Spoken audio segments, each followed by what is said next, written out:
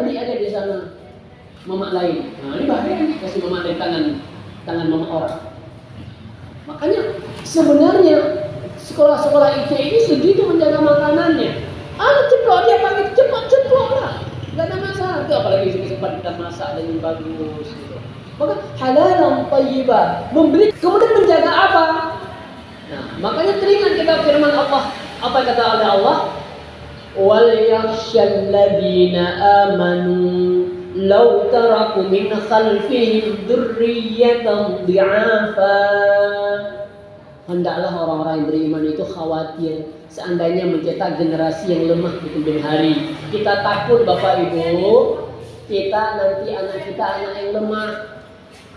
Kita hari ini nggak perlu takut sama anak karena kita masih ada. Kalau kita masih ada, aman-aman aja. Kalau dia lapar, mama bisa masak. Kalau nggak ada duit, mama ayah bisa cari. Tapi bayangkan ayah bunda hari ini mereka akan hidup ketika kita tidak ada. Ketika bapak udah nggak ada lagi, ketika mama nggak ada lagi, ketika mereka nanti butuh sesuatu, kita tidak bisa memenuhi. Lalu kita nggak mempersiapkan, maka dia makan apa di depannya? Ada tiang listrik makan.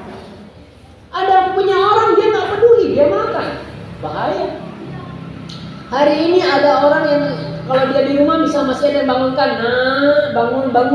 bangun. Kenapa? Sholat subuh masih ada kita yang membangunkan. Ketika ayah bunda tidak ada lagi, siapa yang membangunkan?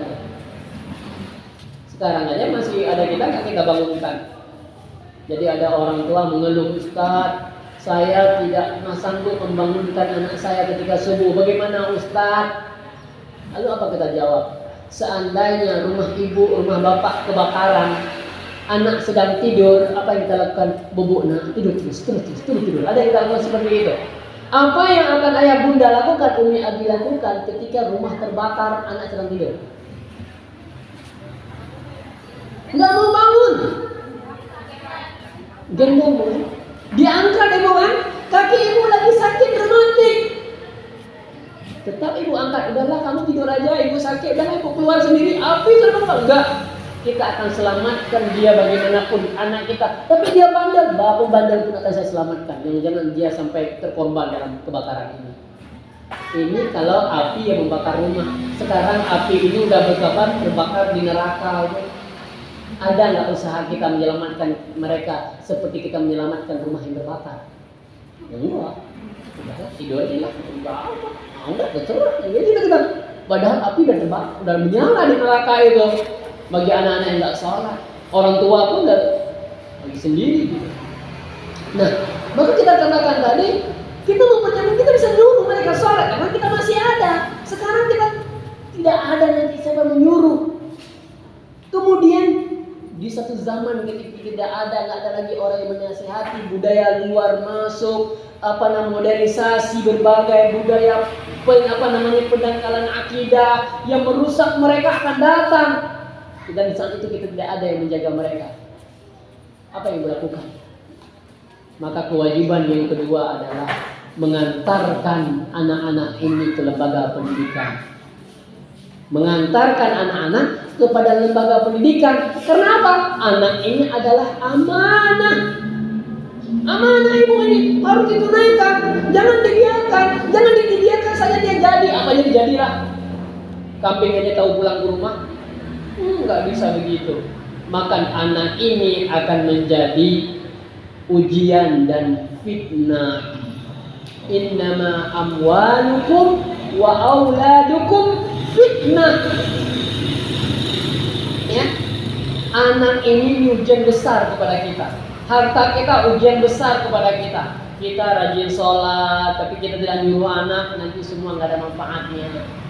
Anak ini, seperti kita katakan, ini jadi fitnah. Kalau nggak kita persiapkan, ini jadi malapetaka bagi kita. Pertama, di yaumil qiyamah, Allah akan ada orang tuanya yang ahli ibadah, tapi karena nggak pernah mendidik anaknya protes. Orang tua saya tidak pernah mengajarkan saya, orang tua saya tidak pernah memberikan saya ilmu agama. Akhirnya apa?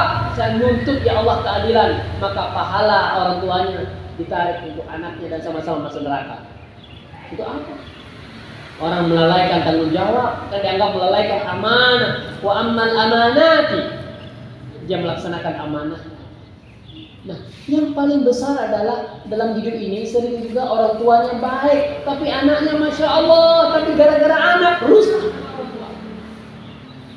Anak, kita maaf saya bilang, karena nama kita bagus jaga orang tua. Tiba-tiba nama kita dirusak, kenapa? Anak kita sabu-sabu, SS, toke lipi, toke dingin, sabu-sabu. Anak siapa? Anak bapak itu. Bapaknya baik, tapi anaknya, reputasi orang tua jatuh banyak gara-gara anak. Kalau kami yang jadi ustaz-ustaz ini, kalau nggak bagus jaga anak, bisa jatuh peci di kepala, bisa rontok jenggot ini. Nah, kenapa? Karena menjaga anak itu memang sangat berat.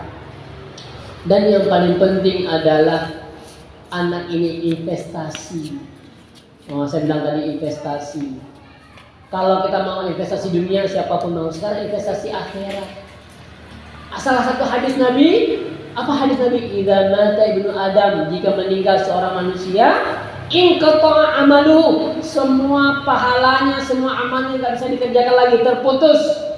Kecuali dari 3 unsur, dari 3 sumber yang ada. Investasi dari 3 sumber yang masih bisa bermanfaat. Apa itu? Salah satunya adalah anak soleh yang mau mendoakan.